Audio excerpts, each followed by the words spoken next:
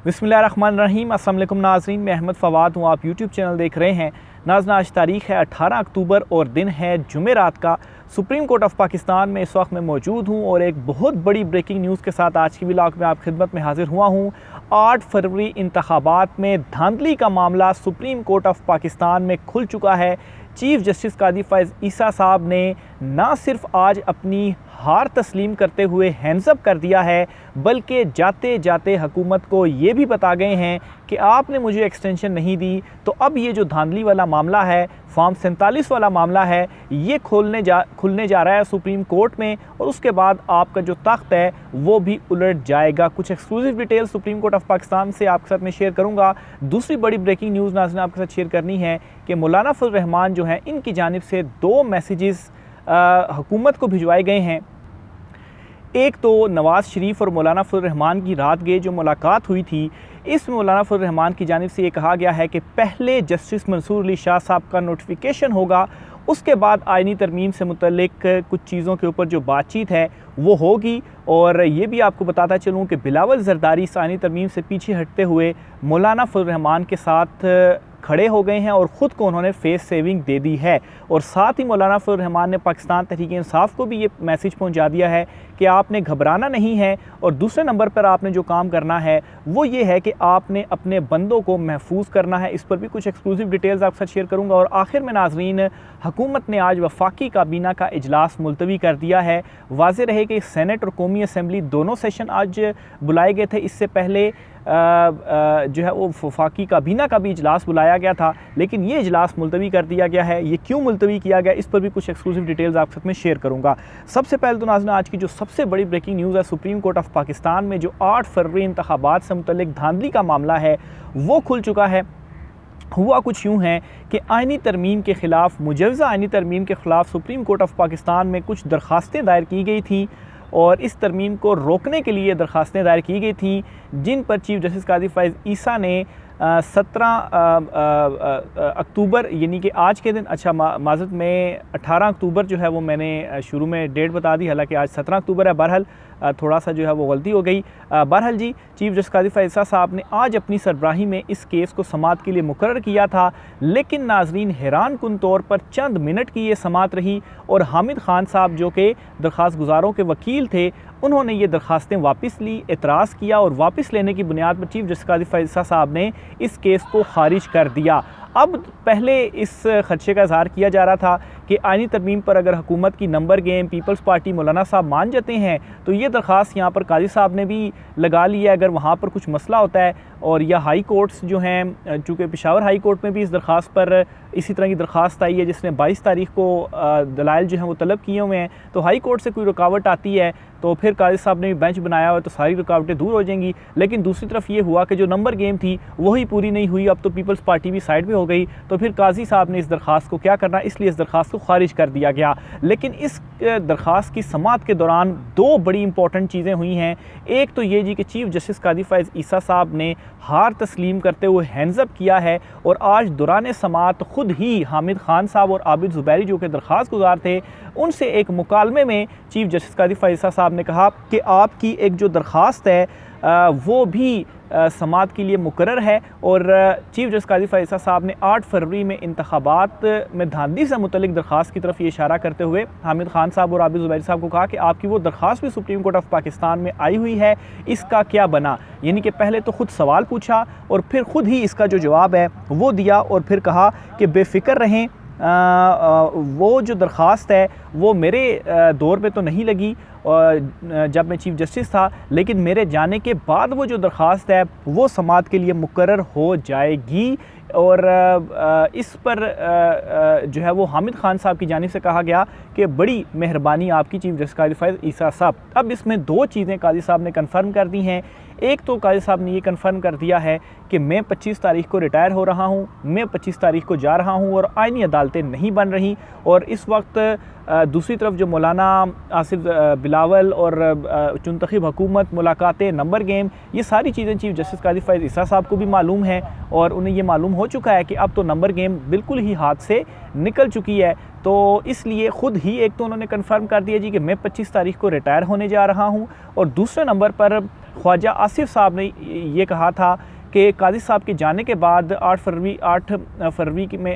इंतखाबात में धांधली की दरख्वास्त समाअत के लिए मुकर्रर होगी और इस दरख्वास्त के बाद हमारी जो चुनतखब हुकूमत है वो घर जाएगी। और वही बात आज चीफ जस्टिस काजी फ़ैज़ ईसा साहब ने की कि मेरे उसमें तो दरख्वास्त मुकर्रर नहीं हुई, मेरे जाने के बाद वो जो दरख्वास्त है वो लग जाएगी। बहरहाल अब सेम अच्छा मज़े की यहाँ पर बात ये भी है हैरान कुन कि इस चीज़ का तो ज़िक्र सुप्रीम कोर्ट ऑफ पाकिस्तान में समाअत के दौरान हो ही नहीं रहा था और केस तो आइनी तरमीम से मुतल्लिक था और अचानक से काजी साहब ने खुद ही ये जो रिमार्क्स हैं वो क्यों दिए। तो काजी साहब को भी ज़ाहिर सी बात है सारी चीज़ों का पता था और काजी साहब ने ये 2 बातें अब कंफर्म कर दी हैं। एक तो ये जी कि काजी साहब 25 को रिटायर हो रहे हैं और दूसरा इनकी रिटायरमेंट के साथ ही जो 8 फरवरी इंतखाबात वाली दरख्वास्त है वो समाअत के लिए मुकर्रर हो सकती है और उसके नतीजे में ये जो चुनतखब हुकूमत है जब फॉर्म 47 का मामला खुलेगा तो इस चुनतखब हुकूमत को घर जाना पड़ेगा। तो ये बहुत बड़ी ब्रेकिंग न्यूज़ है जी जो आज सुप्रीम कोर्ट ऑफ पाकिस्तान से सामने आई। फिर इसी तरह से इस केस की समाअत के दौरान चीफ जस्टिस काजी फ़ैज़ ईसा साहब की जानिब से ये भी हामिद खान साहब से मुकालमा करते हुए कहा गया एक तंज़िया तौर पर कि हामिद खान साहब क्या आपको आबिद ज़ुबैरी साहब ने सिर्फ इसलिए हायर किया हुआ बतौर वकील कि आप आएँ और जो दरख्वास्त है वो वापस ले लें, तो क्योंकि आप तो दरख्वास्तें वापस ले रहे हैं और उस पर आप जो है वो ये खारिज भी केस मैंने कर दिया है तो इस पर हामिद खान साहब ने तो खैर कुछ कहा नहीं, लेकिन मेरे ख़्याल से ये एक बेबसी का इजहार भी चीफ जस्टिस काजी फ़ैज़ ईसा साहब ने किया क्योंकि हामिद खान साहब ने जो कराची में आल वकला जो कॉन्फ्रेंस एक हुई थी उसमें जो सख्त अल्फाज हामिद खान साहब ने इस्तेमाल किए और कहा कि ये जो काजी है ये असल में काजी नहीं है और इससे भी ज़्यादा सख्त अल्फाज दीगर वकला की जानिब से इस्तेमाल किए गए। जो फैसल सिद्दीकी साहब हैं उन्होंने तो यहाँ तक पागल तक जो है वो के अल्फाज जो हैं वो इस्तेमाल किए। तो काजी साहब को इस बात का तो अब अंदाज़ा हो चुका है कि एक्सटेंशन तो मेरी नहीं होनी, ऊपर से जो मेरी क्रेडिबिलिटी है वो भी ख़त्म हुई और फिर जो मेरी एक इमेज है वो भी डैमेज हुई और वकला बरादरी मेरे हवाले से क्या कह रही है और अदलिया के अंदर भी मेरे अपने जो साथी जजेज़ हैं बरादर जजेज़ हैं वो मेरे हवाले से क्या सोचते हैं। तो आज चीफ जस्टिस काजी फ़ैज़ ईसा जो है वो कमरा अदालत के अंदर बड़े भुजे हुए थे, बड़े बेबस भी नज़र आए और एक्सपेक्ट ये किया जा रहा था इस आइनी तरमीम की दरख्वास्त पर अगर और कुछ भी ना हुआ तो काजी साहब कुछ रिमार्क्स इस किस्म के दे देंगे, कुछ भड़ास शायद वो निकाल लें, लेकिन अभी इस चीज़ का कोई फ़ायदा ही नहीं था। एक हारे हुए लश्कर की तरह आज आप कह लें कि चीफ जस्टिस काजी फ़ैज़ ईसा साहब के जो एक्सप्रेशंस थे वो नज़र आए और एक तरह से उन्होंने गिला भी पहुंचा दिया या मैसेज भी हुकूमत को पहुंचा दिया कि मुझे तो आपने एक्सटेंशन नहीं दी, ठीक है फिर बाद में अभी मेरे बाद जो चीफ जस्टिस आएगा तो फिर उसके बाद इंतखाबात वाला मामला भी खुल जाएगा। और ये भी बावर करा दिया हुकूमत को कि आप इतने नाहल और निकम्मे हैं कि एक जो तरमीम है वो भी आप नहीं कर पा रहे और इमरान खान जो है वो उसके ख़िलाफ़ तमाम तर ताकत का इस्तेमाल हुआ, लेकिन उसके बावजूद इमरान खान ने जेल में बैठकर सारी जो गेम है वो पलट कर रख दी है। तो पहली बड़ी ख़बर ये होगी। दूसरे नंबर पर नाज़रीन मौलाना फजल रहमान साहब ने 2 बड़े इंपॉर्टेंट मैसेजेस दे दिए हैं। एक तो पाकिस्तान तहरीक इंसाफ को मैसेज दिया है और पाकिस्तान तहरीक इंसाफ से ये कहा है कि आपने घबराना नहीं है और आपने अपने जो बंदे हैं वो महफूज रखने हैं। पाकिस्तान तहरीक इंसाफ के जो MNAs वगैरह हैं उनके साथ क्या कुछ हो रहा है, उठाया जा रहा है, छापे मारे जा रहे हैं, तमाम तर काम हो रहा है, लेकिन मौलाना साहब ने कहा है जी कि मेरी तरफ से तो आपने घबराना नहीं है, हम इस आइनी तरमीम में साथ नहीं देंगे। बल्कि एक और मैसेज जो नवाज़ मुलाकात हुई है और उस मुलाकात के बाद एक प्रेस कॉन्फ्रेंस भी सामने आई जिसमें मौलाना फजल रहमान और इसहाक डार मौजूद है और इसहाक डार साहब के चेहरे के तासुरात आप खाली देखें तो एक जो है वो वाज़े पता चल रहा है, बुझा हुआ चेहरा है, उदास चेहरा है, परेशान चेहरा है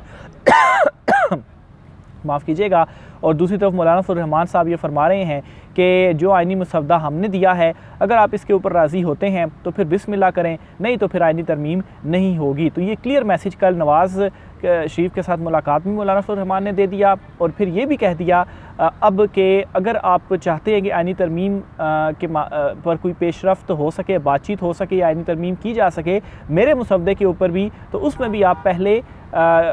जस्टिस मंसूर अली शाह साहब जो हैं उनका बतौर चीफ जस्टिस तैनाती का जो नोटिफिकेशन है वो जारी करें। और इस वक्त हुकूमत भी तकसीम हो चुकी है, ज़्यादातर लोग ये कह रहे हैं कि जस्टिस मंसूर अली शाह साहब का जो नोटिफिकेशन है वो जारी किया जाना चाहिए। जस्टिस याह्या अफरीदी साहब के हवाले से कहा जा रहा था कि शायद उनको हुकूमत चीफ जस्टिस तैनात करें, लेकिन अब ये मामला भी ख़त्म हो चुका है। और इसकी एक सबसे बड़ी दलील ये भी है कि काबीना का इजलास आज बुलाया गया था 1 बजे, ये इजलास अब मुलतवी कर दिया गया और हो सकता है कि सेनेट और कौमी असम्बली का भी इजलास मुलतवी कर दिया जाए। अभी जब मैं वीलॉग रिकॉर्ड कर रहा हूँ तो अभी तक मुलतवी हुआ नहीं, या अगर बुलाया भी गया तो उस इजलास में आईनी तरामीम जो ये चाहते थे वो तो किसी सूरत नहीं होंगी, क्योंकि अब नंबर गेम इनके पास नहीं है। तो ये जी इस वक्त की सारी सूरत हाल है। चीफ जस्टिस के जो रिमार्क्स हैं वो क्लियरली एक हारे हुए शख्स की तरह हैं, और दूसरी तरफ जो हुकूमत है वो ज़ाहिर सी बात है उन्होंने उनकी भी बका का मसला है तो उन्होंने बिल्कुल आखिर तक जाना है। लेकिन मौलाना फजल रहमान साहब के बयान के बाद, उनके इनकार के बाद जो सारी बाजी है वो इस वक्त पलट चुकी है। पाकिस्तान तहरीक इंसाफ भी डटी हुई है, मौलाना साहब भी डटे हुए हैं, और जस्टिस मंसूर अली शाह साहब का जो नोटिफिकेशन है वो अब मुझे ऐसा महसूस होता है कि नेक्स्ट वीक मंडे तक उनका जो नोटिफिकेशन है शायद वो जारी हो जाए, या मंडे नहीं तो नेक्स्ट पूरा वीक है उस वीक के दौरान उनका नोटिफिकेशन जारी हो जाएगा। आईनी तरमीम के हवाले से आज ये मज़ीद कोशिशें एंड तक करके देखेंगे,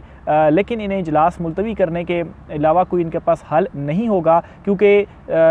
नवाज़ शरीफ जो है अभी भी अपने मुतालबे के ऊपर ही अड़े हुए हैं। और अच्छा, नवाज़ शरीफ के भी मुतालबे आपको बताता चलूँ जी, जो उन्होंने कल मुलाकात में भी की है। एक तो वो मिलिट्री कोर्ट का कह रहे हैं, एक हाई कोर्ट जजेस के तबादलों का कह रहे हैं, फिर जस्टिस अमीनुद्दीन खान साहब को चीफ जस्टिस बनाने का कह रहे हैं। तो ये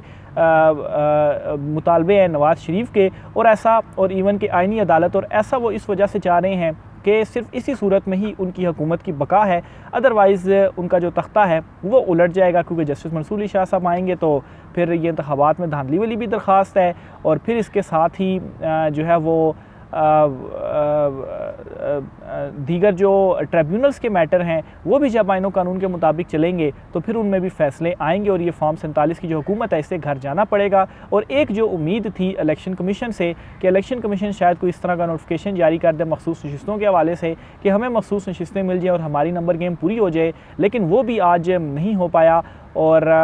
ज़ाहिर सी बात है फिर सुप्रीम कोर्ट ऑफ पाकिस्तान से एक तगड़ा मैसेज गया हुआ है जस्टिस मंसूर अली शाह और अक्सरियती जजेस का कि फ़ैसले के ऊपर इम्प्लीमेंट तो होना ही होना है। इलेक्शन कमीशन ने अभी इम्प्लीमेंट तो नहीं किया और इलेक्शन कमीशन को इम्प्लीमेंट करना पड़ेगा, और अगर इलेक्शन कमीशन इम्प्लीमेंट ना करते हुए कुछ उल्टा सीधा इकदाम उठाता है तो फिर सिकंदर सुल्तान राजा साहब की भी खैर नहीं होगी, क्योंकि अक्सरियती जजेस की जानिब से जो स्टेप्स हैं वो उठाए जाएंगे। खामोशी अक्सरियती जजेस की जानिब से इस वजह से इस वक्त रखी गई है। दोस्त ये भी सवाल पूछते हैं कि अक्सरियती जजेस क्यों खामोश हैं, तो इसकी जो वजह है वो यही है कि अगर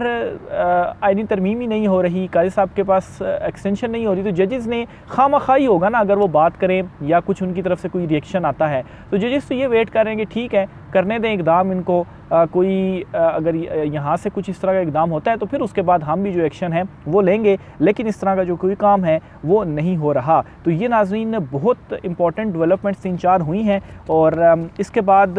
पहले फ़ेज़ में तो आप ये देखेंगे कि चीफ़ जस्टिस काजी फ़ायज़ ईसा साहब जो हैं वो घर को जाएंगे, उनकी रिटायरमेंट हो जाएगी, और उन्हें अभी तक बलूचिस्तान बार या उनकी जो बार्स हैं दीगर उनकी जानिब से अलविदाई इशाइया नहीं दिया गया। सिर्फ सुप्रीम कोर्ट बार तो ज़ाहिर सी बात है वो तो सुप्रीम कोर्ट की बार होती है, वो तो देती ही है, और इसके अलावा जो सुप्रीम कोर्ट की जानिब से होता है एक इशाइया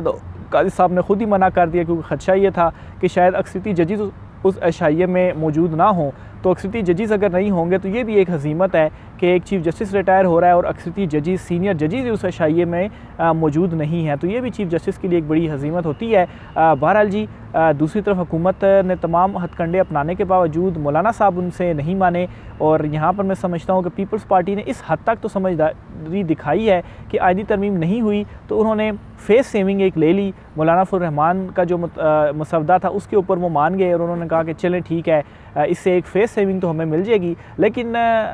पीपल्स पार्टी को फ़र्क इसलिए नहीं पड़ता हुकूमत रहे या ना रहे, क्योंकि वो तो हुकूमत बनाने में या शहबाज शरीफ को वज़ीर-ए-आज़म बनाने में उन्होंने वोट दिया, लेकिन हुकूमत का किसी तौर पर भी वो पार्ट नहीं है, काबीना में वो नहीं है, ना ही और किसी जगह पे वो हैं। तो सिंध में उनकी हुकूमत है तो उनको क्या फ़र्क पड़ता है हुकूमत रहे या ना रहे, वो तो ऑलरेडी बाहर है। और पीपल्स पार्टी तो वैसे भी ये कहती है कि जो भी इकदाम हुए हैं, जो भी महंगाई हुई है, ये सारी तो नून लीग के फ़ैसले हैं, हमारा तो कोई फ़ैसला नहीं, हम तो हुकूमत का हिस्सा नहीं है। हालांकि ये भी एक मुनाफ़क़त है कि आपने वोट तो दिया ना शहबाज शरीफ को हुकूमत बनाने में, लेकिन ये इस वक्त सारी सूरत हाल है। देखें आगे क्या चीज़ें होती हैं, जूँ जूँ दिन 25 अक्टूबर के करीब आते जा रहे हैं। गेम या जो चीज़ें हैं वो बिल्कुल वाज़े होती जा रही हैं। मज़ीद भी आपसे तफ़सीलात शेयर करता रहूँगा। आज की व्लॉग से इतना ही, इजाज़त दीजिए, अल्लाह हाफ़िज़।